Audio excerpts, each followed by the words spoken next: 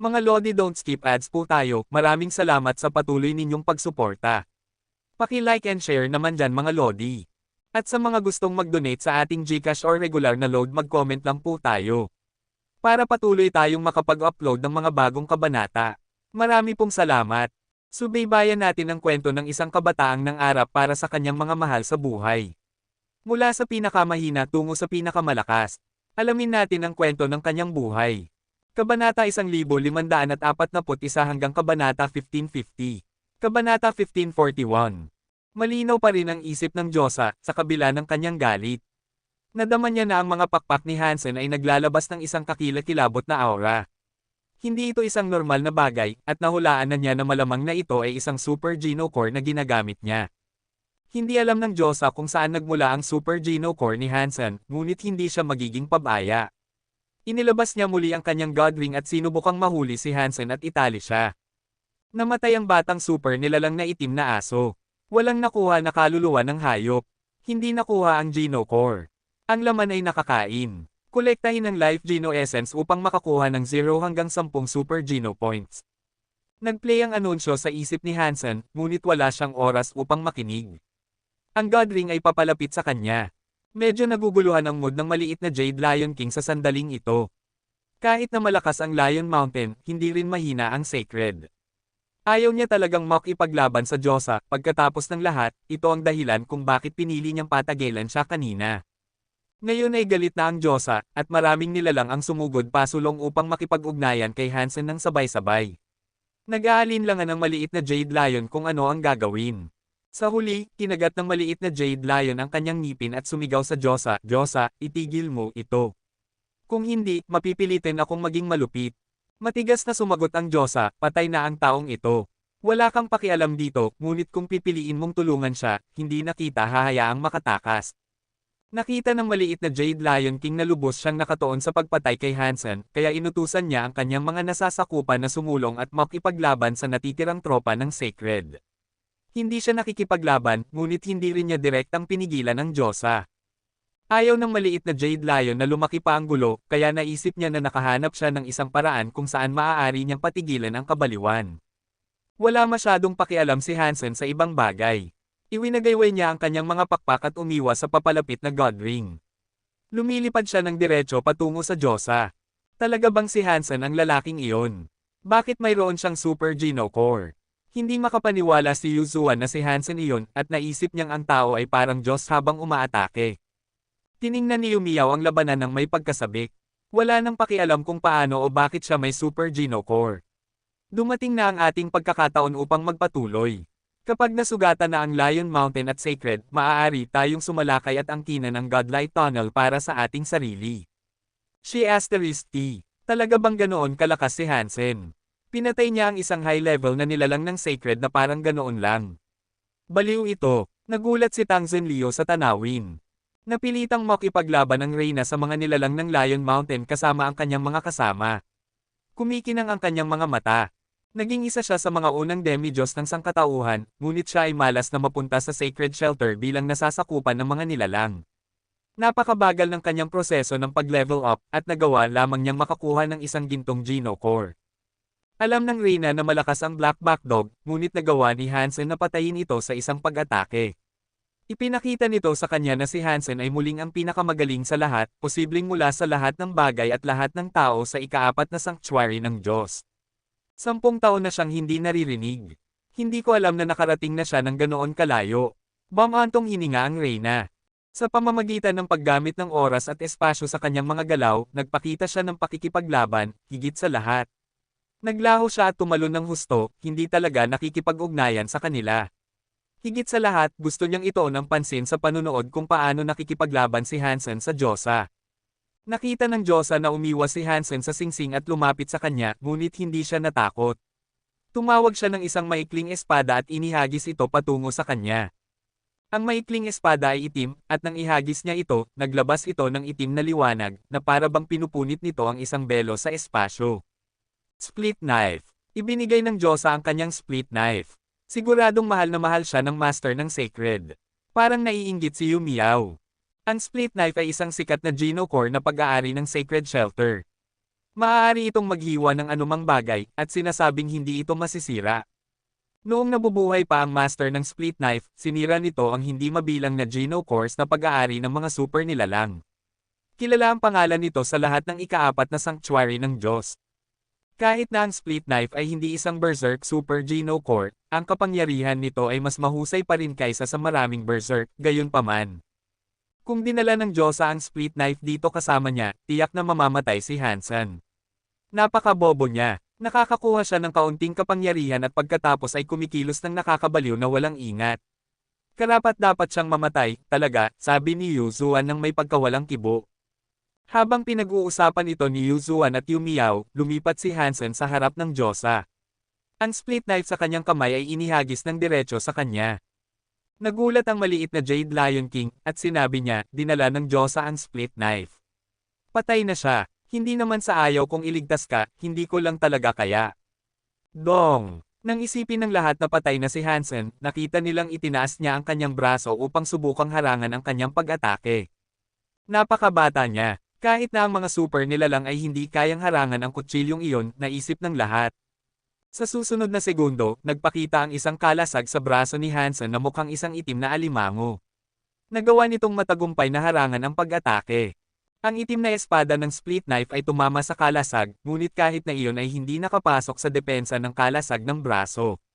Nag-iwan lamang ito ng gasgas na mga 1 pulgada ang lalim. Paano nangyari iyon? At ano ang kalasag na iyon? Paano nito naharangan ang split knife? Sigaw ni Yu Zuan.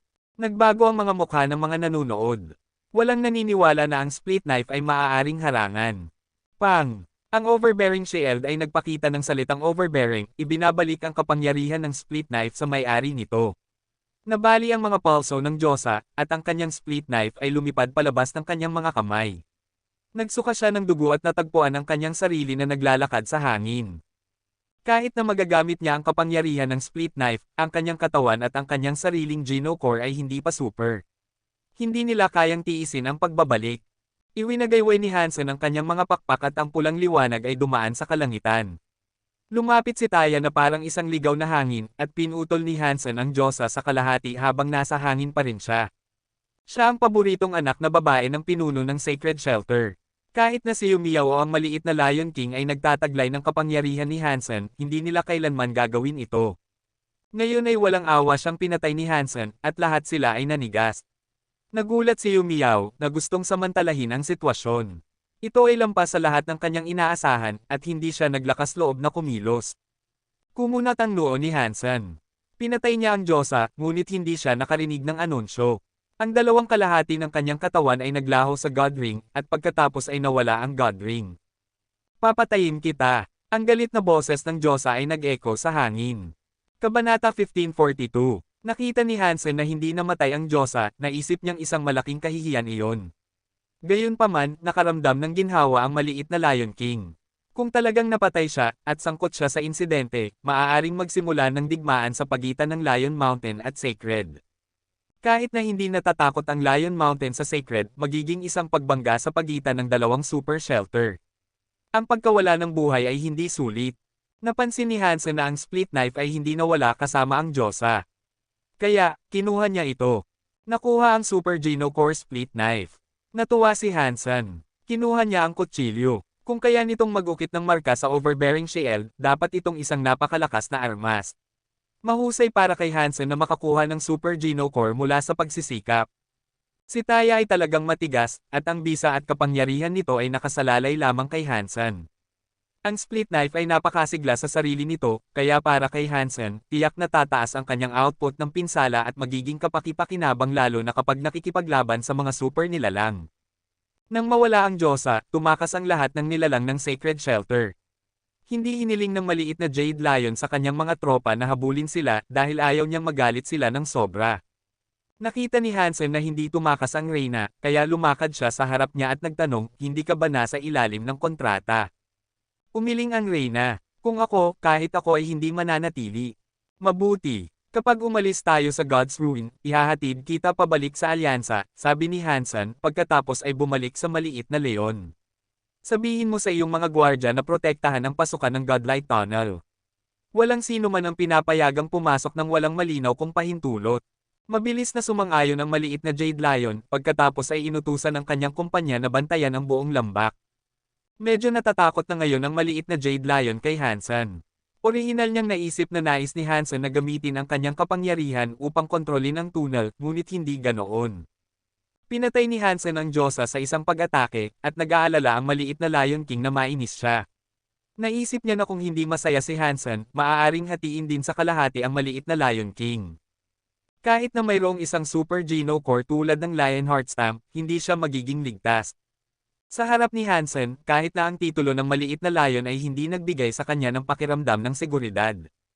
Nais ni Yumiao na gumawa ng isang lihim na pag-atake kanina, ngunit nakita niyang halos mamatay ang Diyosa sa ganoong paraan at kailangang gamitin ang kapangyarihan ng God Ring upang makatakas, hindi siya naglakas loob na subukan ang anumang bagay.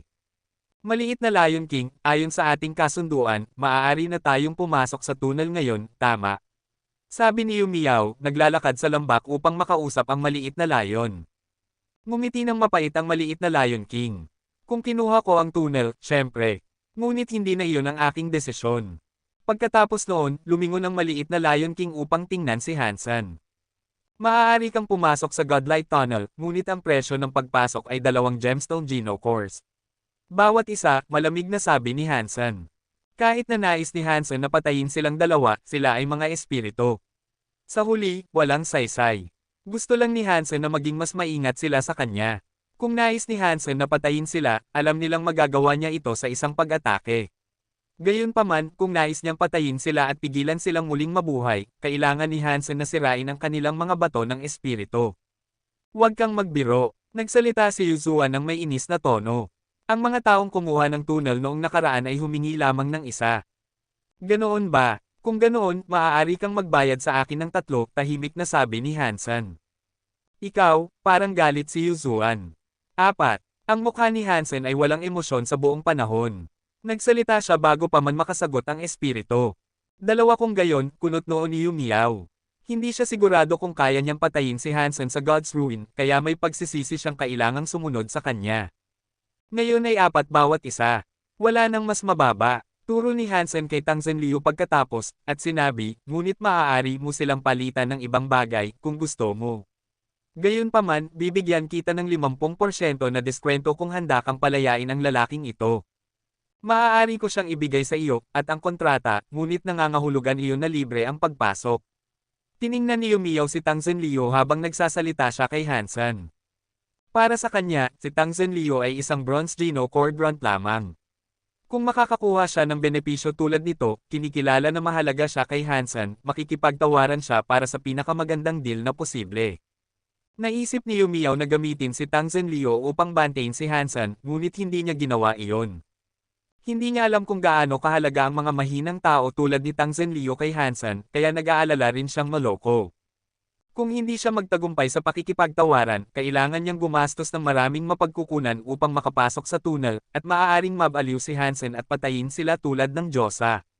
Kahit na maaari silang muling mabuhay gamit ang kanilang mga bato ng espiritu, ito ay magtatapos sa kanilang pangangaso ng mga labi sa God's Ruin.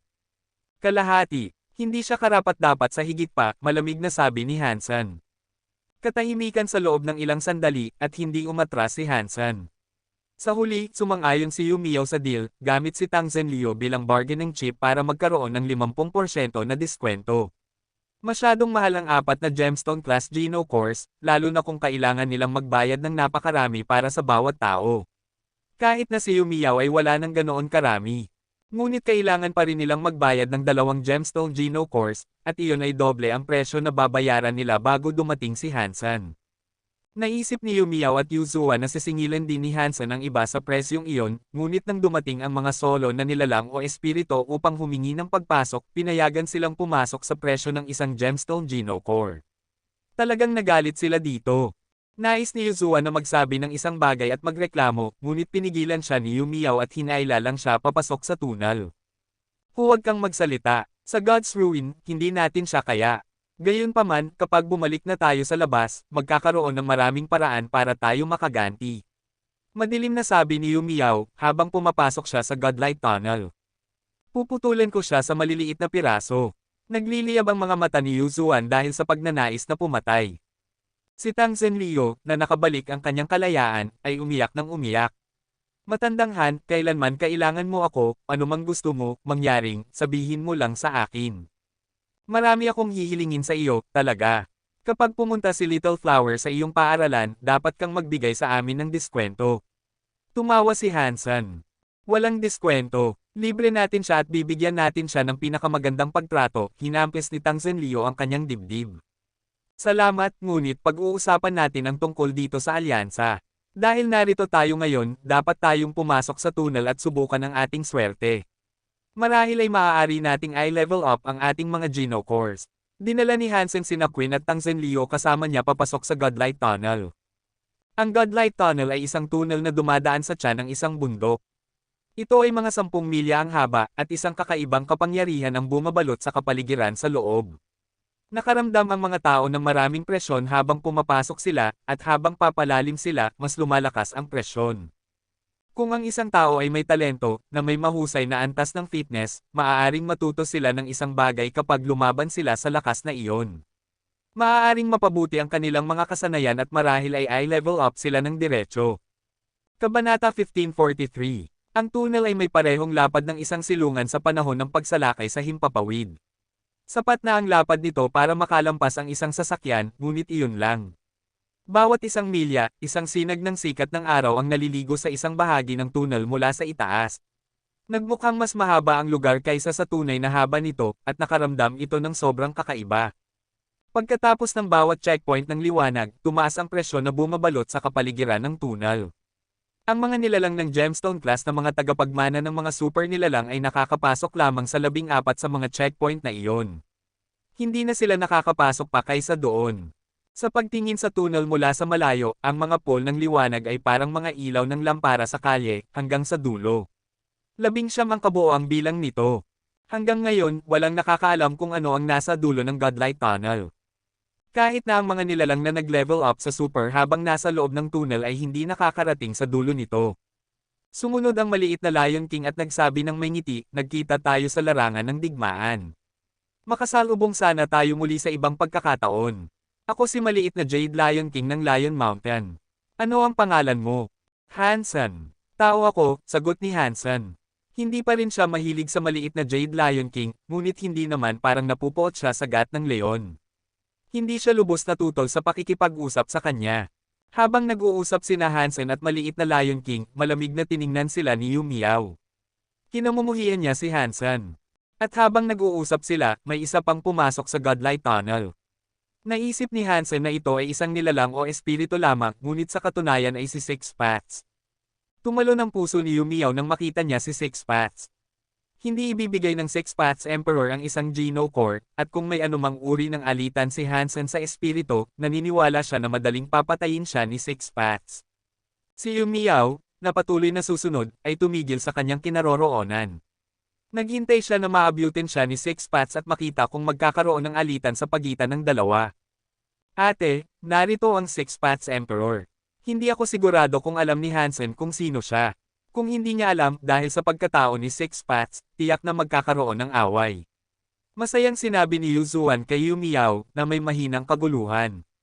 Pareho ang iniisip nila. Di nagtagal ay nilapitan ni Six Paths si Hansen at dinurog ang mga inaasahan na itinakda nina Yu Miao at Yuzuan. Nagsalita si Six Paths sa tao na parang matalik na kaibigan. Tanong niya, bakit ka narito? Nasa God's Ruin ako. Paano ko hindi mapapalampas ang pagkakataong bisitahin ang Godlight Tunnel? Ngumiti si Hansen. Tumango si Six Paths at sinabi, magandang timing, kung gayon. Ngayon ay maaari tayong makipagkompetensya at makita kung sino sa atin ang makakalakad ng pinakamalayo sa Godlight Tunnel na ito. Nagsuot sina Yu Miao at Yuzuan ng kakaibang ekspresyon. Hindi nila inaasahan na personal na kakilala ni Hansen ang Six Paths Emperor. At muli, alam na ang pagkatao ni Six Paths ay kung ano ito, nakakagulat na makita siyang kausapin si Hansen na parang kausap niya ang isang kapantay. Talagang nagulat sila. Ang maliit na Jade Lion King, nakitang nakikipag-usap si Hansen sa Six Paths Emperor na parang kaibigan niya, ay mas lalong humanga sa tao. Naisip niya sa kanyang sarili, hindi katakataka na napakalakas niya. Upang patayin ang Diyosa ayon sa kanyang kagustuhan, tiyak na siya ay isang karakter. Bago masira ang sarili ni Six Paths Emperor, mas sikat siya kaysa sa aking ama. Kung kaya niyang kausapin siya na parang kaibigan, kung gayon talagang malakas si Hansen. Hindi naman madaldal si Six Paths, at pagkatapos ng ilang maikling palitan ng salita, nagpatuloy siya at nagtuon sa pagpasok ng mas malalim sa Godlight Tunnel. Sumunod sina Hansen, Queen, Tangsen Leo, at maliit na Lion King. Si Bauer ay nasa bisig ni Hansen, at ang Star Sea Beast ay sumusunod sa likod ni Hansen. Si Little Silver ay nasa ulo ng malaking nilalang, nakatitig sa liwanag sa unahan. Ang mga pinagmumula ng liwanag sa itaas ay parang maliliit na araw, at nagawa nilang maipaliwanag ng maayos ang tunnel. Ang unang kurtina ng liwanag ay bumagsak kay Hansen, na nagbalot sa kanya ng parang tubig. Ang liwanag ay maderama. Ngunit ang pakiramdam ay hindi mabigat, at hindi ito nakaramdam ng pabigat. Lahat ay madaling dumaan sa unang kurtina ng liwanag. Ngunit pagkatapos makalampas sa liwanag, ang grabidad ay nakaramdam ng mas mabigat. Gayunpaman, hindi nito binagal ang kanilang paglalakad o masyadong nakaapekto sa kanilang paglalakbay. Patuloy silang naglalakad hanggang sa makarating sila sa ikalimang kurtina ng liwanag. Doon, hindi na kaya ni Tangsen Leo ang presyon ng sumunod. Ang buong katawan niya ay basa ng pawis, at parang binubuhat niya ang buong bigat ng isang bundok. Maraming pagsisikap ang kinakailangan upang gumawa lamang ng isang hakbang. Siyempre, mayroon lamang siyang bronze Geno Core. Ang kanyang antas ng fitness at Geno Core ay napakahina pa rin, kaya medyo kahanga-hanga na nagawa niya makarating ng ganoon kalayo. Kaya mo pa bang magpatuloy? Tanong ni Hansen kay Tangsen Leo. Okay lang. Kaya kung magpatuloy, dapat akong makarating sa ika-6 kahit papaano. Kinagat ni Tangsen Leo ang kanyang ngipin. Wala nang sinabi si Hansen. Lumakad lang siya sa tabi ni Tangsen Leo. Ang presyon doon ay walang problema kay Hansen. Nakita ni Tangsen Leo na malayang naglalakad ang lahat, at nakita niya pa si Little Silver na nakahiga sa ulo ng Star Sea Beast sa isang nakaka-relax na posture na parang walang kahit isang onsa ng karagdagang atmospheric pressure. Bumantong hininga siya at naisip sa kanyang sarili, ang mga kasama ni Hansen ay nakakatakot. Gaano katagal bago ako maabot ang kanyang antas? Ayaw sumuko ni Tangsen Leo, at patuloy siyang naglakad. Sa huli ay naiwan siya ng malayo sa iba dahil napakabagal ng kanyang lakad. Humigpit ang kanyang mga kalamnan, na parang anumang oras ay mapupunit sa kanyang damit. Hindi halata kay Hansen na sinasadya niyang pinapanood ang paghihirap ng lalaki habang nasa ganoon siya, ngunit pinapanood niya kung ano ang ginagawa niya. Kung masyadong mahirap na, at hindi na kayang tumayo ni Tangsen Leo laban sa grabidad, ilalabas siya ni Hansen sa tunnel bago siya bumagsak at mamatay doon. Nakakagulat gaano man kahirap para sa kanya, nagawa niyang kumapit ng mahigpit. At nang halos makarating siya sa ika-6 na liwanag, nagsimula ng kumikirot ang kanyang buto. Ang buong kalansay niya ay parang mababasag. Boom! Nang humakbang si Tangsen Leo sa ika-6 na liwanag, ang buong katawan niya ay nagliwanag ng kulay pilak. Parang nagawa ng kanyang Geno Core na maabot ang Silver Class. Tiningnan siya ni Yumiao at maliit na Lion King. Kahit na hindi ito isang bihirang bagay na mag-level up sa Godlight Tunnel, ang pagiging kaya lamang ay nangangahulugan na siya ay may talento. Pagod na si Tangsen Leo, kaya umupo siya at tumigil sa paglalakad. Nag-level up ang kanyang Geno Core, ngunit hindi ang kanyang katawan. Hindi na rin makakayanan ng kanyang katawan ang anumang presyon. Hindi na siya makalakad ng kahit isang pulgada. Hindi na ako makalakad. Magpatuloy na kayo at hihintayin ko na lang dito. Nagsalita si Tangsen Leo sa pagitan ng malalim na paghinga. Tumanggaw si Hansen habang patuloy siyang naglalakad kasama si Queen. Nang makarating sila sa ika-9 na kurtina ng liwanag, si Queen naman ang nahihirapan. At nang makarating siya sa ika-10 kurtina ng liwanag, nagsimulang mag-slow down ang katawan ni Queen at nag-level up ang kanyang Geno Core. Binibigyan ng Godlight Tunnel ang pagkakataong mag-level up ng isang Geno Core, ngunit ang ibang mga nilalang at espiritu ay hindi nagpapakita ng anumang pagbabago. Parehong nag-level up sina Tangsen Leo at Queen. Ito ba ay isang pagkakataon lamang o may dahilan para dito? Nagtaka si Hansen. Kabanata 1544. Pagkatapos mag-level up, hindi na naglakad pa si Queen. Sabi niya, hindi sapat ang aking fitness upang magpatuloy.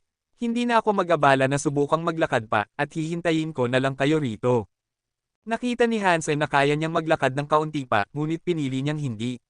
Talagang hinahangaan ni Hansen ang kanyang pagkatao, at naisip niya na ang Heavenly Go ni Queen ay dapat na mas mabangis kaysa dati. Pagkatapos ng ika-10 kurtina ng liwanag, nagpakita ng mga senyales ng pag-level up ang ilang mga nilalang.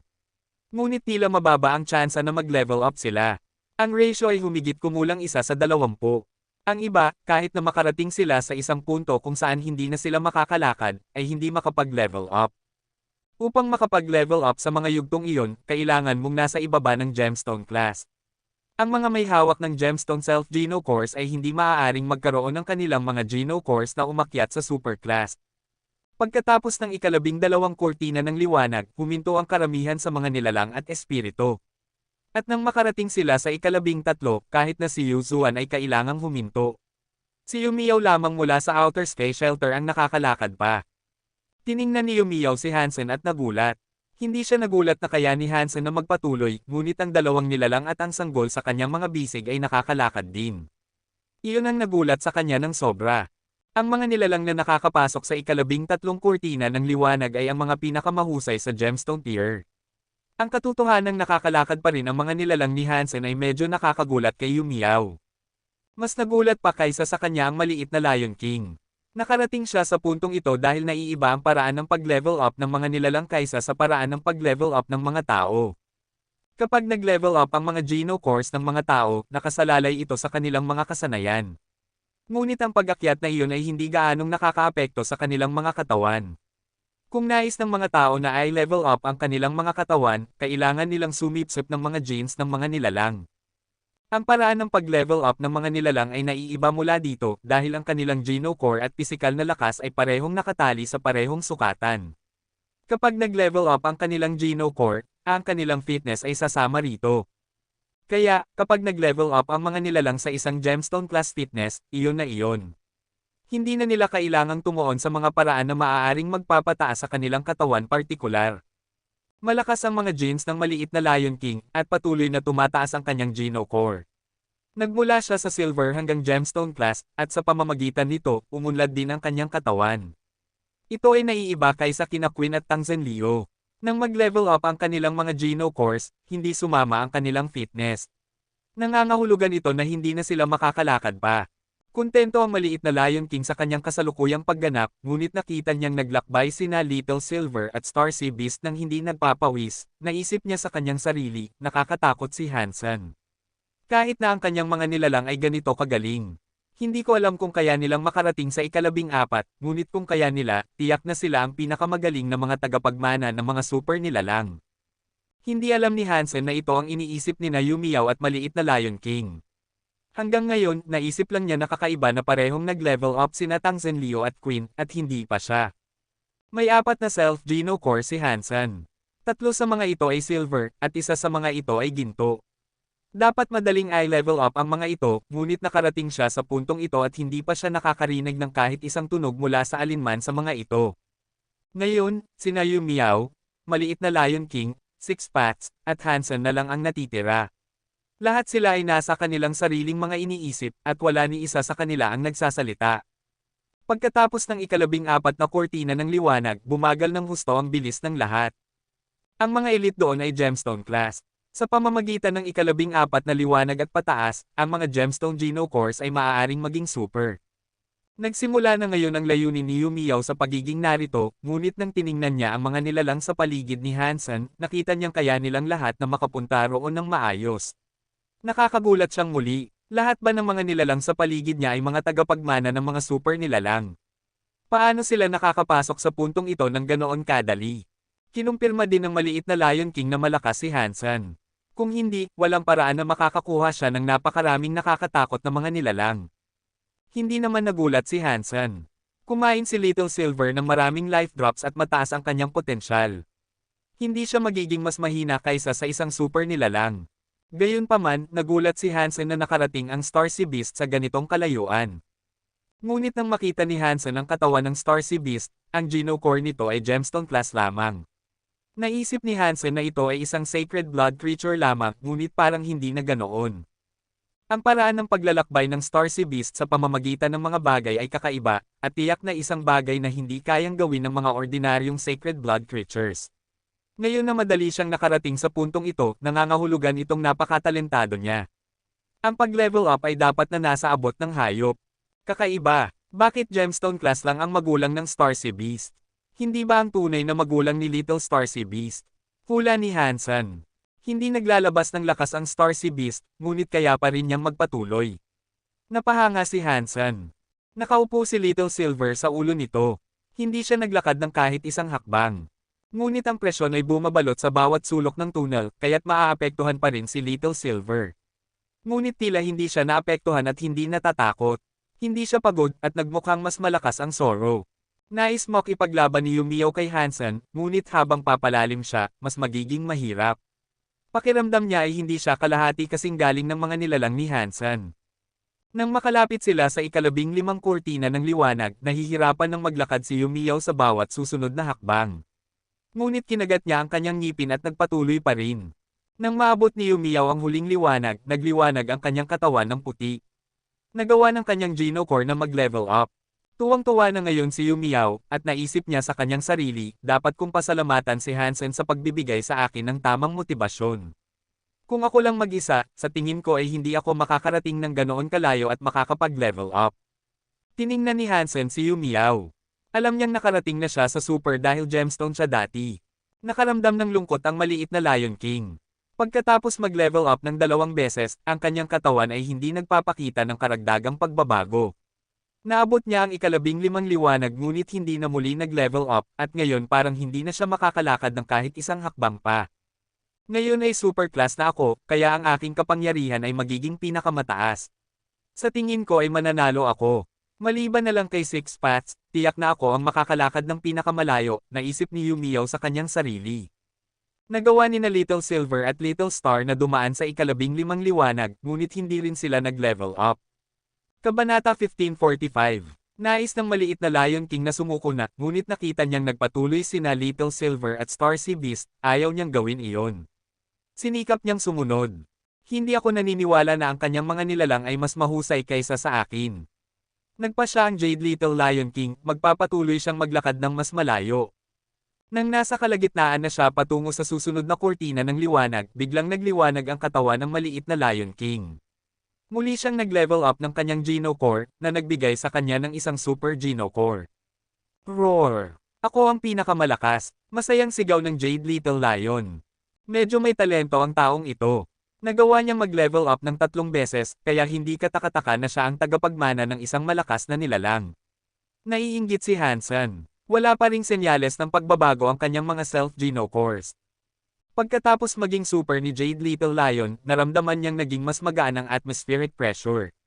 At pagkatapos, ang pag-abot sa ika-15 liwanag ay hindi na gaanong pakikibaka. Pagkatapos ng lahat, umunlad ang lakas ng kanyang katawan. Tumakbo siya papunta kay Hansen at sinabi sa kanya, "Hansen, interesado ka bang makipagkompetensya sa akin? Para makita natin kung sino sa atin ang makakalakad ng pinakamalayo. Saan ba ang kagandahan niyan?" Tanong ni Hansen. "Kung mananalo ka, ituturing kitang boss at susundin ko ang anumang sasabihin mo, kahit anong utos." Kumunat ang mga mata ng maliit na Lion King. Nakita niya ang kapangyarihan ni Hansen, ngunit alam niyang nagmula ito sa mga kaluluwa ng hayop o Geno Cores na nakolekta niya. Nakita ng maliit na Lion King na ang fitness ni Hansen ay bahagyang mas mahusay lamang kaysa sa isang gemstone creature, at hindi siya super class. Sa loob ng Godlight Tunnel, ang mga dagdag na kapangyarihan na pinagkakatiwalaan ni Hansen ay magiging walang silbi. Kailangan mong gamitin ang kapangyarihan ng iyong sariling katawan upang labanan ang presyon at liwanag. At iyon ang dahilan kung bakit tiwala na ngayon ang leon. Sige, kung gayon. Ngumiti si Hansen. Huwag kang magmadali, bagaman. Kung matatalo ka, ako naman ang magiging boss mo. Papasunurin kita sa lahat ng bagay para sa akin, mabilis na sabi ng maliit na Lion King. Sige, tumanggo si Hansen. Wala pang sinabi si Yumio hanggang ngayon. Naging super na ang maliit na Lion King, at nakaramdam siya ng kawalan ng katiyakan at pagkabalisa. Naniniwala siyang ang maliit na Lion King ay maaaring mas malakas kaysa sa kanya ngayon. Iba ang mga tao sa mga nilalang at espiritu. Kung mag-level up ang self-Geno Core ni Hansen, mananatili pa rin ang kanyang fitness sa kung ano ito. Tulad ng 2 tao, kapag naabot na ni Hansen ang dulo ng kanyang kakayahan, ang pag-level up ay pipilitin pa rin siyang tumigil sa kanyang kinaroroonan. Hindi pa napagpasyahan ni Yumio na makipaglaban kay Hansen pagkatapos maging super dahil natatakot pa rin siya sa kanyang mga Geno Cores at mga kaluluwa ng hayop. Hindi ang kanyang tunay na kapangyarihan ang kanyang kinatatakutan. Wala ring sinabi si Six Paths. Nagpatuloy lang siya sa paglalakad, at wala siyang pakialam sa pinag-uusapan ng iba. Gayunpaman, hindi lamang nagmula kay Hansen ang sorpresa ni Yumiao. Nagawa ni Bauer, Little Silver, at Starsea Beast na maabot ang ika-16 na kurtina ng liwanag. Mayroon lamang silang Gemstone Geno Course, at hindi pa sila super. Napakagulat nito dahil hindi pa niya narinig na may gemstone creature na nakarating ng ganoon kalayo. Ano ang nilalang na iyon? At ano ang magulang nito, upang bigyan ito ng ganoong nakakatakot na lakas? Sila ba ay mga super nilalang? Ngunit kung sila, hindi sila papayagang pumasok sa God's Ruin. Nagulat si Yumiao. Parehong nakaramdam ng parehong paraan sina maliit na Lion King at Yumiao. Pareho silang nagulat. Sinabi ng White Lion King na ang tagapagmana ng isang malakas na nilalang ay maaaring makalampas sa ika-16 na liwanag na may gemstone body, ngunit ang posibilidad na mabuhay ng ganoong nilalang ay isang bihira sa 1 bilyon. Nagtataka sila kung paano nakaipon si Hansen ng napakarami. Habang naguguluhan sina Yumiao at ang Lion King sa kanilang pagkagulat, nagsimulang magliwanag ang Starsea Beast. Maganda itong panoorin. Nag-level up ba si Little Star? Natuwa si Hansen dito. Ito ang unang super creature na kanyang nilinang sa ika-4 na sanctuary ng Diyos. Tiyak na si Yumiao na gemstone class creature si Little Star, ngunit ang kumpirmasyon na ito ay lalo lamang niyang ikinagulat. Ang isang gemstone class creature ay talagang nakarating sa ika-16 na seksyon ng Godlight Tunnel. Nangangahulugan iyon na siya ang pinakamagaling sa lahat pagdating sa mga nilalang. Kung wala nang masamang mangyayari, tiyak na magiging isang berserk super creature siya isang araw at magpapatuloy sa pagiging pinakamagaling sa lahat sa ika-4 na sanctuary ng Diyos. Kahit na si Six Paths ay nagulat dito. Nakita niya ang nangyari, at pagkatapos ng mahabang pagtitig, sinabi niya, may alamat na nagsasabi na mayroong Starsea Dragon King na umiiral sa ika-4 na sanctuary ng Diyos.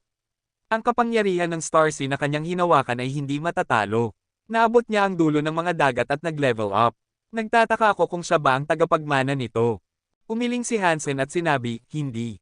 Sacred blood creature lang ang kanyang tagapagmana. May isang bagay lang sa kanyang mga genes na dapat nagbago. Hindi niya alam kung tagapagmana ba si Little Star ng Starsea Dragon King, ngunit kahit na tagapagmana siya at alam niya iyon, hindi niya aaminin. Kung ang pangalang iyon ay talagang konektado kay Little Star, lahat ng mga kaaway ng Starsea Dragon King ay hahanapin siya. Ngunit kung tagapagmana nga si Little Star, nakatulong ito upang ipaliwanag kung bakit siya napakalakas. Sa mga alamat, sinasabi na naging Diyos ang Starsea Dragon King. Nangangahulugan iyon na anak ng Diyos si Little Star.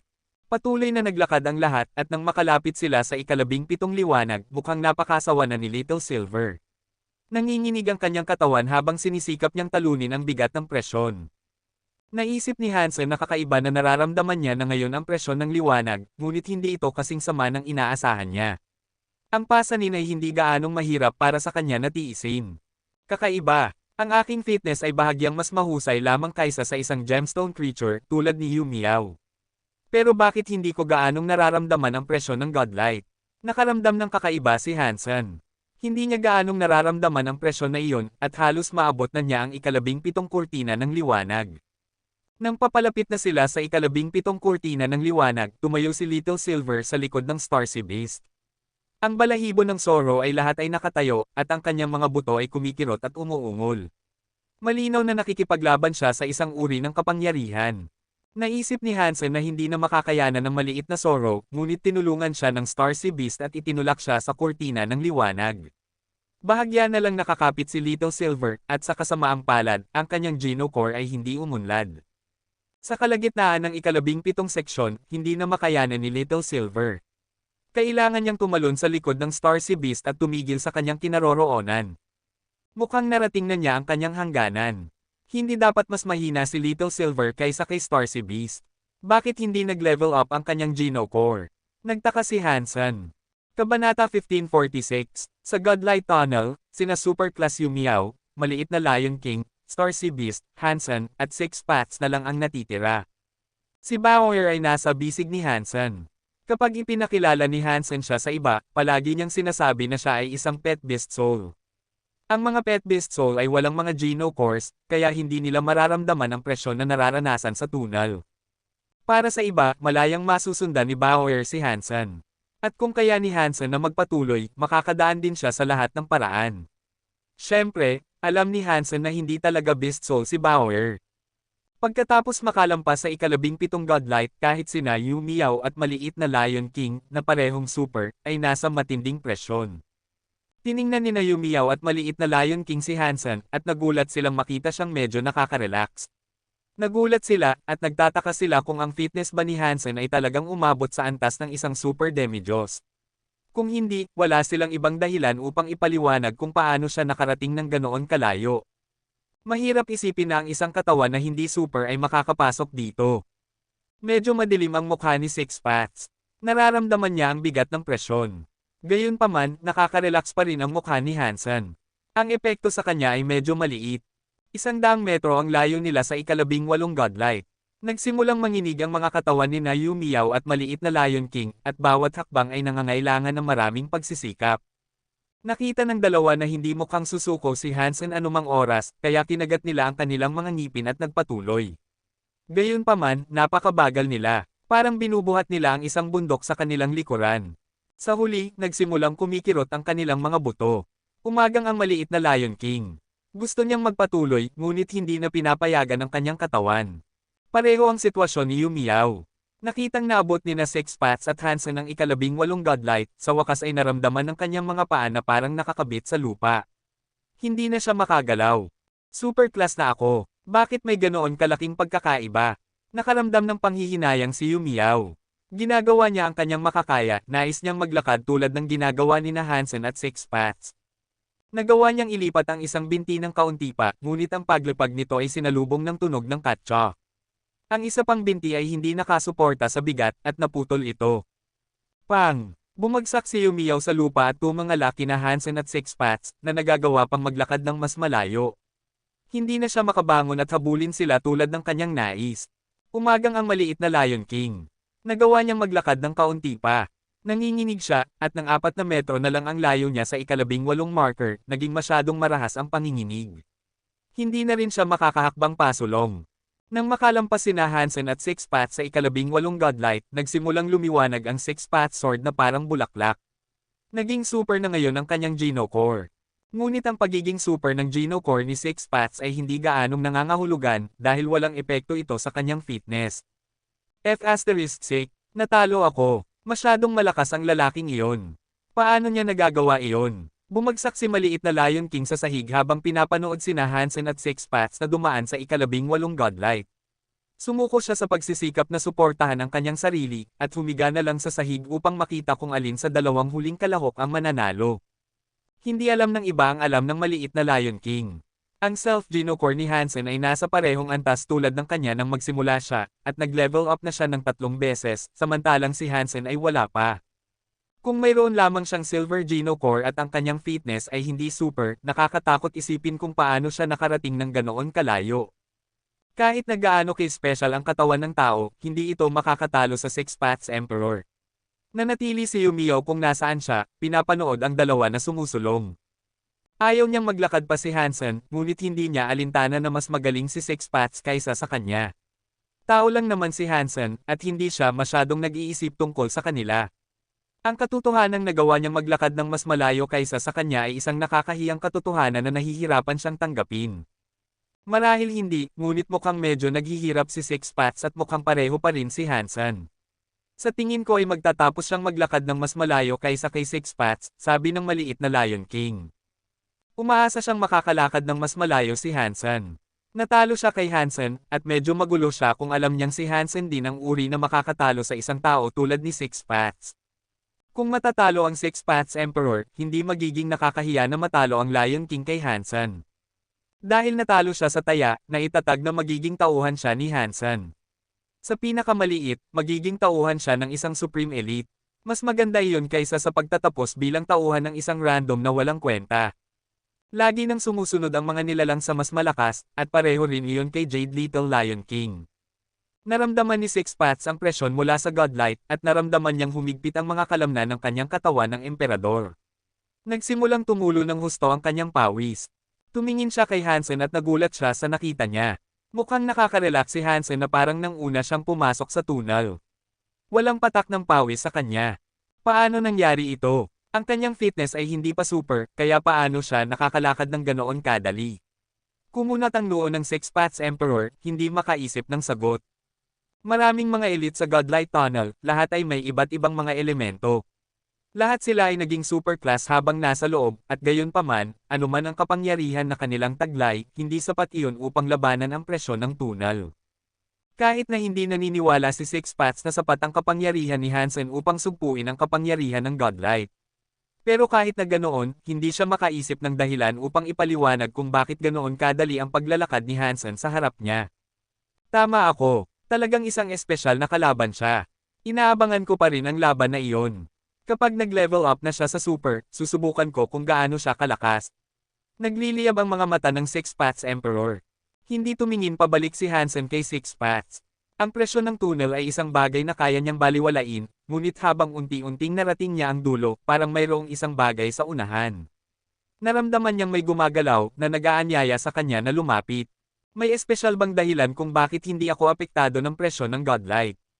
Ano ang nasa dulo ng tunnel? At bakit ako? Nakaramdam ng pagkalito si Hansen sa mga pangyayaring ito, ngunit napik din ang kanyang pagkamausisa. Talagang gusto niyang makita kung ano ang naghihintay sa dulo. Binilisan ni Hansen ang kanyang lakad, sabik na malaman kung ano ang nasa dulo ng tunnel. Kabanata 1547. Binilisan ni Hansen ang kanyang lakad, naiwan si Six Paths. Masyadong napagod si Six Paths, at bumagal siya. Dahil sa pagbagal niya at pagbilis ni Hansen, lumaki ang distansya sa pagitan ng dalawa. Kumunat ang noo ni Six Paths. Gayunpaman, hindi niya hinayaang maaapektuhan siya ng pag-unlad ni Hansen at nagpatuloy siya sa bilis na komportable sa kanya. Ngunit nang makita ni na Yumiao at maliit na Lion King ang dalawa, nagulat sila. Mahirap para sa kanilang lahat na paniwalaan. Nagulat sila na hindi lang nakakasabay si Hansen kay Six Paths, mas malayo at mas mabilis pa siya. At ang bilis ni Hansen ay talagang bumibilis, hindi bumabagal. Hindi pa nila nakikita ang ganito dati. Ang pagiging saksi sa isang tao na nakakarating lamang sa ika-18 Godlight ay isang napakabihirang pangyayari. Nagulat sila ng husto nang makita na talagang nakakayanan ni Hansen na bumilis pagkatapos makalampas dito. Hindi sila makapaniwala sa kanilang mga mata, at naisip nilang panaginip lang ito. Kinusat nila ang kanilang mga mata upang muling suriin, at napagtanto nilang hindi sila nagkakamali. Bumibilis si Hansen. Naglalakad siya, ngunit ngayon ay tumatakbo siya ng pantay. Papalapit na siya sa ika-19 na Godlight. Masyadong nagulat sina Yumiao at maliit na Lion King para magsalita. Hindi nila mailarawan sa kanilang mga panaginip na may tumatakbo sa ika-18 bahagi. Hindi katakataka na natalo ako. Talagang espesyal siya. Hindi nalungkot ang maliit na Lion King na natalo siya sa taya. Pakiramdam niya ay nasa loob ng inaasahan na natalo siya kay Hansen. Sa totoo lang, medyo natutuwa pa siya. Wala nang sinabi si Yumiao. Nanginig lang ang kanyang mga labi habang nakatitig siya kay Hansen sa malayo na tumatakbo pa rin. Paano nangyari ito? Tao lang siya. Tao lang. Mahirap unawain ang mood ni Yumiao. At hindi nagtagal, makalampas si Hansen sa ika-19 na kurtina ng liwanag. Hindi bumagal ang kanyang bilis. Mas bumilis siya, tumatakbo sa bilis ng isang bata na tumatakbo pa uwi pagkatapos ng eskwela. Mabagal pa ring naglalakad si Six Paths, at nahihirapan siya sa bawat hakbang na kanyang ginagawa. Gayunpaman, sa kabila ng pakikibaka, nagawa rin niyang maabot ang ika-19 na Godlight. Mas mabagal lang siya kay Hansen. Mukhang determinado si Six Paths. Nagpatuloy siya sa kanyang sariling bilis, at kahit na basang-basa na ang kanyang damit ng pawis, hindi siya tumitigil. Ngayon si Six Paths ay parang isang espada, isang walang takot na espada. Hindi mahalaga kung anong problema o kahirapan ang nasa unahan, walang makakapagpatigil sa kanyang mahirap na pakikibaka upang magpatuloy. Ngunit nang makalampas si Six Paths sa ika-19 na Godlight, biglang nawala ang katawan ni Hansen sa dulo ng tunnel. Ang Godlight Tunnel ay may 19 na Godlights na nag-iilaw sa buong tunnel. Kakaiba lang, madilim ang dulong bahagi. Walang nakakaalam kung ano ang nasa likod ng kurtinang itim na iyon dahil walang nakapasok dati. Ngayon na madali nang nakapasok si Hansen, nagliwanag ang mga mata ni Six Paths ng sigasig. Ang pagiging naroon ni Hansen ay nagbigay sa kanya ng kagustuhan na maglakad at maabot ang dulo ng may mas malaking sigla. Nakarating siya sa dulo ng tunnel. Inaasahan nilang mangyayari ito, ngunit labis pa ring nagulat si Yumiao nang makita na maabot ni Hansen ang dulo at mawala sa kadiliman doon. Hindi niya alam kung gaano katagal na umiiral ang God's Ruin at gaano karaming nilalang ang naging super doon. Maraming super creatures at espirito na lumabas mula sa lugar na iyon ang naging mga pinuno sa iba pang lugar sa sanctuary. Ang ilan sa kanila ay naging mga emperador o kahit na mga berserk super creatures. Kahit na ganoon, wala pa sa kanila ang nakarating sa dulo ng tunnel. Ang ika-18 godlight ang pinakamalayo na narating ng isang demi-Diyos. Hindi gaanong maraming tao ang makakalapit sa ika-19 na godlight. Ang mga nakakagawa ay katulad ni Six Paths. Ngunit gaano man sila kagaling o gaano man sila katalentado, walang nakakarating sa dulo. Tao lang si Hansen, at halos maabot na niya ang dulo. At higit pa rito, hindi siya nahirapan. Malayang tumakbo siya doon. Sasabihin ni Yumiyaw na katawa-tawa ang ganoong kwento, kung hindi niya nakita ito ng kanyang sariling mga mata. Alam niyang kung ikukwento niya ang kwento sa ibang mga espiritu, hindi sila maniniwala sa kanya. Anong klaseng tao siya? Talaga bang kaya ng mga tao na gawin ang ganoong bagay? Lubos na naguluhan ang ulo ni Yumiyaw. Hindi katakataka na naging boss ko siya. Malakas siya, masyadong malakas. Hindi pa nangyayari ito dati. Malaki ang mga mata ng maliit na Lion King. Hindi niya naisip na kahihiyan na gawing boss si Hansen. At natagpuan pa niyang tinatawag na siyang boss. Sinusubukan niyang isipin kung anong mga benepisyo ang maaari niyang makuha dahil naglingkod siya kay Hansen. Si Six Paths ay parang isang hindi masisira na espada, papalapit sa dulo. Matatag ang bawat hakbang na parang walang anumang bagay sa sansinukob ang makakapagpatigil sa kanyang pagsulong. Isang hakbang, dalawang hakbang, tatlong hakbang. Papalapit na si Six Paths sa finish line. Malapit na siya sa kadiliman sa dulo ng tunnel at iyon lang ang nakikita niya ngayon. Nang medyo kumalma sina maliit na Lion King at Yumiyaw, sa kanila ibinaling ang kanilang atensyon kay Six Paths. Gusto nilang makita kung kaya rin ni Six Paths na maabot ang dulo ng Godlight Tunnel. Palapit ng palapit si Six Paths sa kadiliman na iyon, ngunit bumabagal siya. Ang bawat hakbang ay mas mabagal kaysa sa susunod dahil sa tumataas na kahirapan. Ang makapangyarihang Godlight ay isang bagay na hindi kayang iwasan kahit ni Six Paths. Talagang nagsisimulang mag-pile up ang bigat. Katsa! Ang sahig ng tunnel ay nagniningning ng Godlight nang hindi alam kung gaano katagal. Pinaniniwala ang hindi ito masisira, ngunit pumuputok ito sa ilalim ng mga paa ni Six Paths. Ang bawat hakbang na kanyang ginagawa ay nag-iiwan ng isang crater-like footprint sa bato sa ibaba. Hindi pa nakakarating ng 100 metro si Six Paths mula sa ika-19 na godlight, at bukod kay Hansen, walang nakapasok ng ganoon kalayo. Ngunit gusto ni Six Paths ng higit pa rito. Gusto niyang maabot ang itim, tulad ng ginawa ni Hansen. Tinitigan ni na maliit na Lion King at Yumiyaw si Six Paths. Hindi naman sila ang nasa lugar na iyon, ngunit pareho silang nasa sabik na manood. Isang hakbang, dalawang hakbang, tatlong hakbang. Mas tumatalas ang pakiramdam ng katawan ni Six Paths, at hindi na siya parang tao. Parang naglalakad siyang espada. Malapit na, 10 metro na lang. Kinuyam ni Yumiyaw ang kanyang mga kamao dahil sa pananabik. Nagsimulang tumulo ang dugo sa loob ng katawan ni Six Paths mula sa kanyang balat, na nagparamdam sa kanya na parang isang pulang espada. Ang bawat hakbang na ginagawa ni Six Paths ay nagpapalabas ng mas maraming dugo. Huwag kang susuko. Ilang hakbang na lang ang natitira. Gusto ni Yumiyaw na maabot ni Six Paths ang dulo dahil magpapagaan iyon sa kanyang pakiramdam. Lubos na nabahira ng pula si Six Paths. Napakabagal niya, ngunit nasa harap na siya ng kadiliman. Ang liwanag at ang dilim ay nagpinta ng dalawang mundo na magkatabi. Nakatayo si Six Paths sa harap ng itim na pader na naghihiwalay sa dalawa. Wala pa siyang nakikita, ngunit kailangan pa niyang maglakad ng isang huling hakbang bago pumasok. Ngunit nakatayo lang si Six Paths kung nasaan siya, hindi niya magawa ang huling hakbang. Pumasok ka, sigaw ni Yumiyaw sa kanyang puso. Sumisigaw din ang puso ni Six Paths. Ang nakakatakot na espada ng liwanag ay bumabalot sa kanyang buong katawan, ngunit kung maglalakad siya ng isang hakbang pa sa kadiliman, natatakot siyang masisira siya. Pinipigilan ng kakilakilabot na godlight ang kanyang buong katawan, at gaano man karaming kapangyarihan ang gusto niyang ilabas, ang kanyang mga binti ay nananatili sa lupa. Hindi na siya makakalakad. Gusto malaman ni Six Paths kung ano ang nasa likod ng kadiliman, ngunit hindi na niya maigalaw ang kanyang katawan. Hindi na niya maigalaw kahit ang kanyang mga daliri. Isang hakbang na lang ang layo niya, ngunit ang kadiliman ay parang napakalayo. Kabanata 1548. Nakatayo si Hansen sa isang kwarto. Tinitigan niya ito nang may kakaibang pagkamangha, nakabuka ang kanyang bibig. Parang napakadidilim ang lugar nang pumasok siya mula sa Godlight Tunnel, ngunit nang makalampas siya sa itim na belo, parang manipis na kurtina lang ang nagtatago sa tanawin. Sa pamamagitan ng kadiliman, may isang kwarto na parang lounge. Hindi na siya magugulat kung makakasalubong niya ang isang halimaw sa kwartong iyon. Handa nang makipaglaban si Hansen nang pumasok siya, ngunit sa halip ay nagulat siya at naging speechless. Mayroong mesa, upuan, tasa, at mga bangko. Ang mga ito ay gawa sa isang kristal na materyal na pamilyar kay Hansen. Parang ang nakita ni Hansen sa loob ng main control room. Ang mga upuan at mesa ay may parehong disenyo rin. Kinumpirma ni Hansen na ang kwarto ay gawa sa kristal, at sa makatuwid ay malamang na itinayo ito ng mga crystallizer.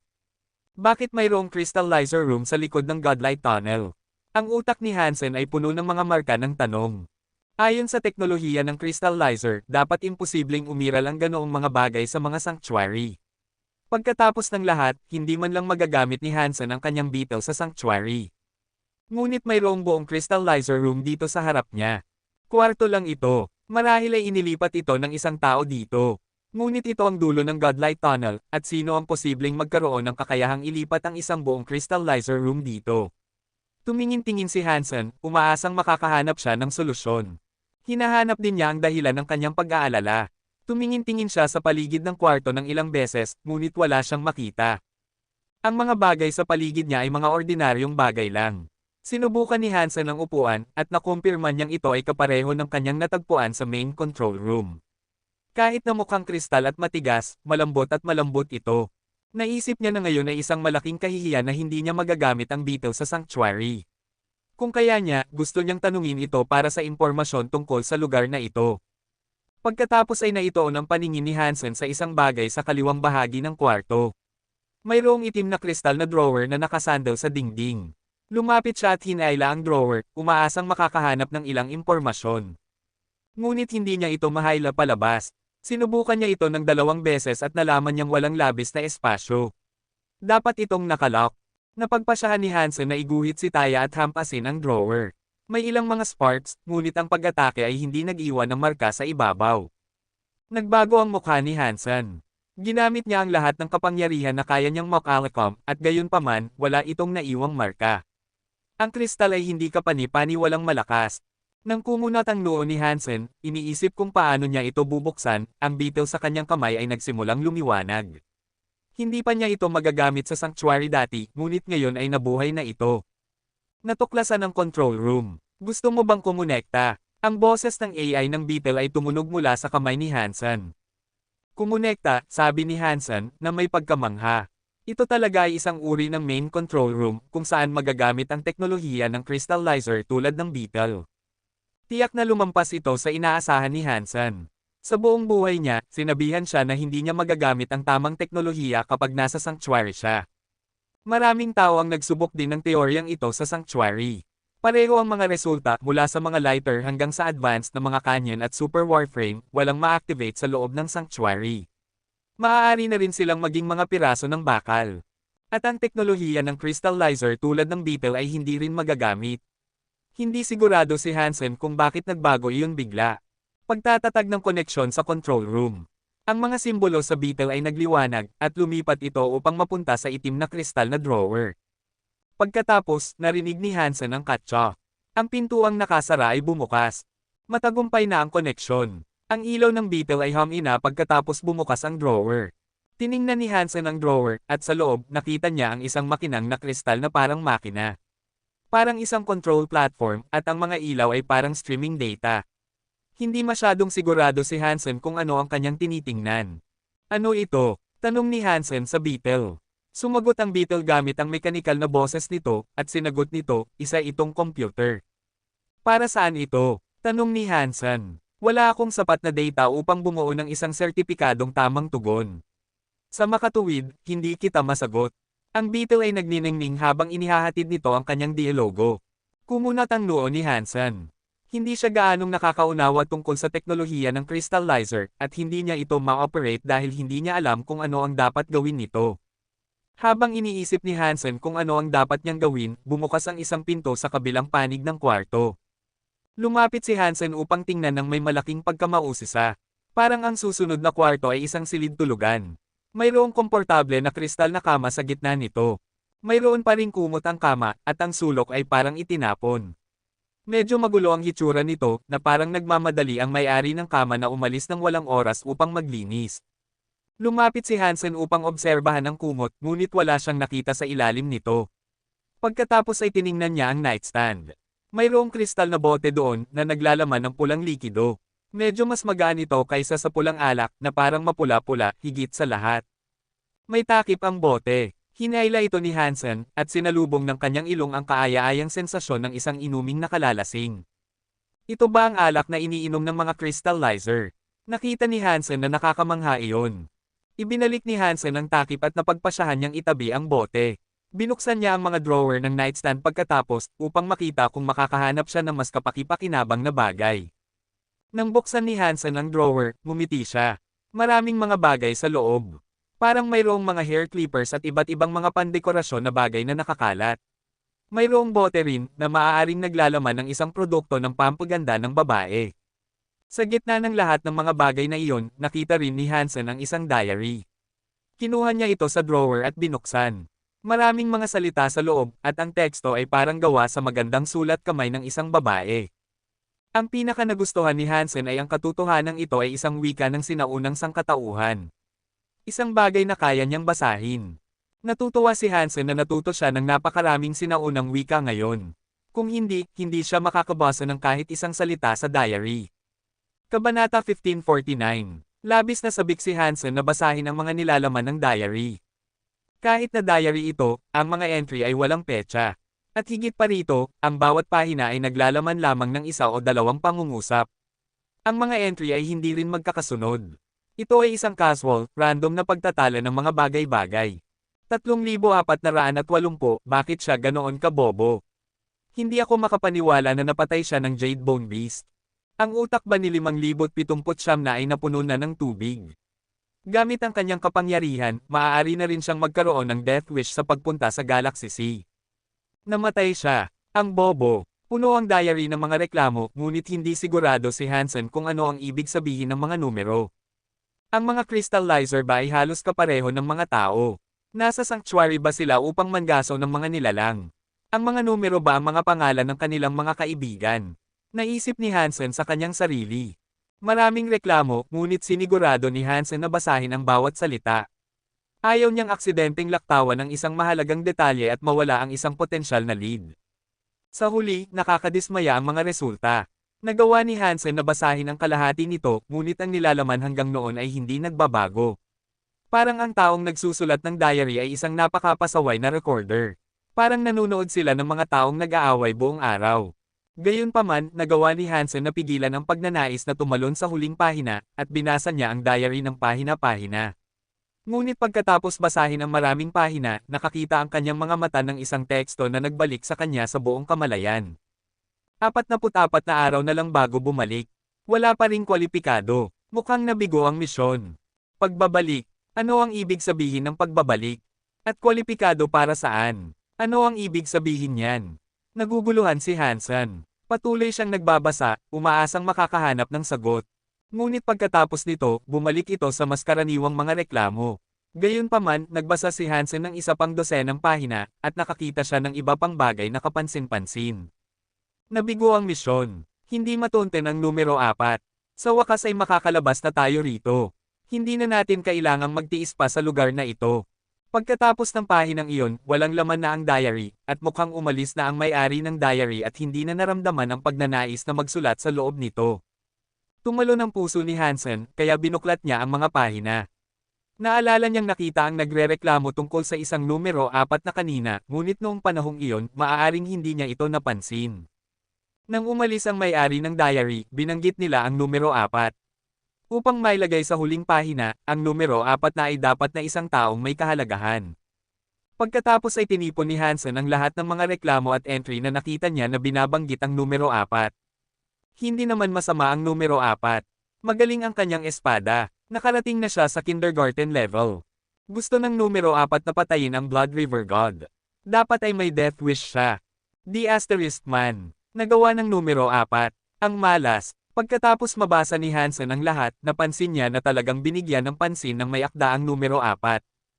Ang may-ari ng diary, kapag nagrereklamo tungkol sa iba, ay naiiba ang paraan ng paggawa nito. Parang siya ay isang ganap na nakatataas, at ang kanyang mga komento ay isinulat na parang mga tala ng obserbasyon sa mga unggoy sa zoo. Kahit na mukhang ang may-ari ng diary ang pinakamaraming nagrereklamo tungkol sa numero 4, iba ito. Parang may ibinahagi sila, at ang numero 4 na ay hindi itinuturing na isang mababang uri. Pagkatapos basahin ni Hansen ang lahat ng mga reklamo, nakarating siya sa ilang conclusion. Babae ang numero 4. Hindi niya alam kung crystallizer ba siya o ano, pero babae siya. Gumagamit siya ng espada at napakalakas niya. Mayroong isang pagbanggit kay Cruel Chi, at narinig na niya ang kanyang pag-iral bilang isang demi-Diyos super creature. Ang mga normal na super creatures ay hindi maglakas loob na pukawin ang hayop na iyon. Sinabi ng mga reklamo na nagawa ng numero 4 na patayin ang halimaw. Kahit na sinabi ng diary na hindi magaling ang kanyang mga kasanayan sa espada, tulad ng isang maliit na bata, ang pag-unlad ay tila makinis. Dapat ay madaling napatay ng numero 4 ang nilalang. At mayroong isang punto kung saan binanggit siyang maganda. Isa sa mga reklamo ang nagsabi, bakit ang pagiging maganda ay isang bagay na dapat ipagmalaki. Ang pagiging maganda ay madalas na humahantong sa kayabangan. The Asterisk Man number 4. Ikinonekta ni Hansen ang ilang higit pang mga reklamo upang makagawa ng mas malinaw na larawan. Nalaman niya na ang isang sanggol na nilalang ay nakalapit sa numero 4 at sinundan siya.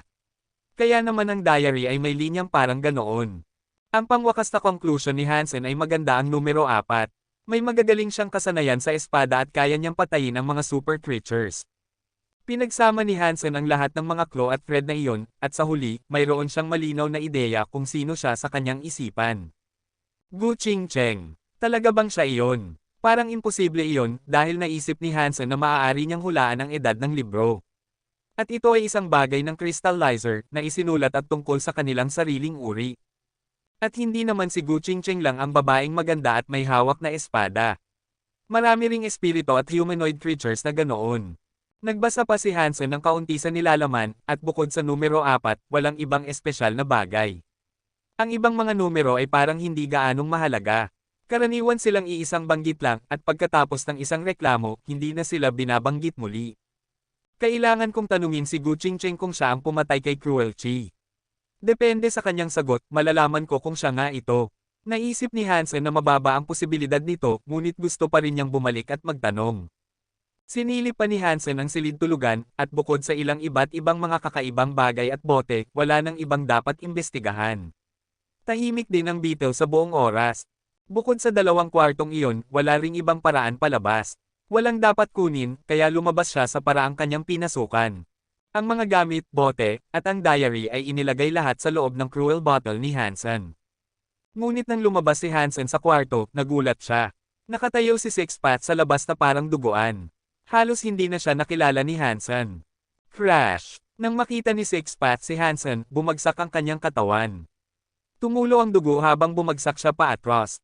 Agad na lumapit si Hansen upang buhatin siya. Inilagay niya siya sa kanyang likuran at naisip sa kanyang sarili, bakit ka ganoon ka matigas ang ulo? Ito ay isang landas lang. Hindi nito tinutukoy ang iyong kinabukasan. Nakalimutan ni Hansen ang katotohanan siya lang ang nakalakad hanggang sa dulo.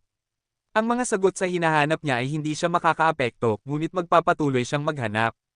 Nakita ni na maliit na Lion King at Yumiyaw si Hansen na buhat-buhat ang walang malay na Sixpats, at kakaiba ang kanilang mga mukha. Boss, napakalakas mo. Kahit si Sixpats ay hindi nakarating sa dulo, pero ikaw oo, sabi ni Jade Little Lion. Kabanata 1550. Inilabas ni Hansen si Sixpats mula sa Godlight Tunnel. Sinuri niya ang mga sugat nito at napansin niyang malubha ang mga ito. Mabuti na lang at malakas ang katawan ng isang emperador at hindi ito nasa panganib. Isinama ni Yumiyaw si Yuzuan at umalis. Tinitigan niya si Hansen sa buong oras, at ang kanyang tingin ay maaaring ilarawan bilang mahirap unawain. Ngunit ngayon, wala nang oras si Hansen para patayin sila. At kahit na meron, napagtanto niyang walang saysay iyon. Kung umaasa siyang mapatay sila, kailangan niyang gawin ito nang hindi na sila babalik, sa isang one and done fashion. Nagpapakita na ng matinding katapatan kay Hansen si Jade Little Lion. Patuloy siyang tinatawag siyang boss, casual, na parang ipinanganak siyang maglingkod sa kanya. Mula nang makilala niya si Chip Ship, hindi niya gusto ang tinatawag na boss, kaya gusto niyang tawagin siyang chairman ng kanyang mga tauhan, tulad ng madalas na ginagawa ng iba. Hansen, dapat na ba tayong umalis ngayon? Nagmamadaling tanungin ni Little Fairy si Hansen. Hindi pumasok si Little Fairy sa Godlight Tunnel dahil, ayon sa kanya, gusto niyang mag-level up sa super ng mag-isa. At hindi rin siya pumunta sa God's Ruin para sa tunnel. Tungkol ito sa labi.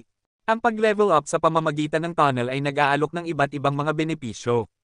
Mahirap matukoy kung alin ang mas mabuti, at ang mga tao ay palaging may iba't ibang opinyon sa pagpili kung alin ang pinakamahusay.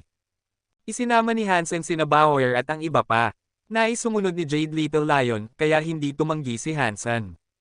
Ang pagkakaroon ng isang super creature na tulad nito sa kanyang tabi ay maaaring maging kapaki-pakinabang din. Sinabihan ni Jade Little Lion ang ibang mga nilalang na manatili sa tabi ng tunnel at protektahan ang lugar. Pagkatapos, sinundan niya si Hansen upang bisitahin ang isa pang lugar sa God's Ruin. Sumakay si Hansen sa likod ng Star Sea Beast at kung minsan ay naglalabas ng isa o dalawang gamit para laruin. Ang mga ito ay ang mga bagay na kanyang dinala mula sa silid-tulugan ng Crystallizer. Bago siya pumasok sa Godlight Tunnel kanina, naramdaman niya na parang may tumatawag sa kanya. Nawala ang pakiramdam na iyon nang pumasok siya sa tunnel. At hindi na niya ito naramdaman pagkatapos lumabas, kaya naisip ni Hansen na ang bagay na nakakuha ng kanyang atensyon ay dapat na isa sa mga bagay na kanyang dinala. Ngunit nang tiningnan ni Hansen ang mga gamit, lahat sila ay parang mga gamit ng babae. Walang partikular na espesyal sa mga ito. Sila na naman ang mga Black Seahorses, sigaw ni Little Fairy, mula sa kanyang posisyon sa unahan. Tumingin si Hansen sa langit. Ang mga seahorses ay humihila ng isang malaking chimenea, tulad ng lagi nilang ginagawa. Ngunit sa pagkakataong ito, nagulat si Hansen. Ang mga apoy ng bagay ay namatay na. Ang mga Black Seahorses na ito ay patuloy na hinihila ang itim na siyaminang iyon sa paligid ng ruin. Nagtataka ako kung ano ang gusto nila. Kinakausap lang ni Hansen ang kanyang sarili. Mabilis na nagsabi si Jade Little Lion, dumating ang aking ama sa ruin na ito nang siya ay isang tuta pa. At nakita niya rin ang mga Black Seahorses na may siyaminang noon. Sinabi niya sa akin na huwag masyadong lumapit sa kanila dahil ang bawat isa ay kasing lakas ng isang super demi-Diyos na nilalang. Siyempre alam namin na malalakas sila. Itinaas ni Little Fairy ang kanyang mga labi. Tiningnan ni Hansen si Jade Little Lion nang may pagkamangha at sinabi, hindi ba ipinanganak na berserk super creature si White Lion King? Maraming naniniwala na siya, ngunit hindi naman talaga totoo iyon.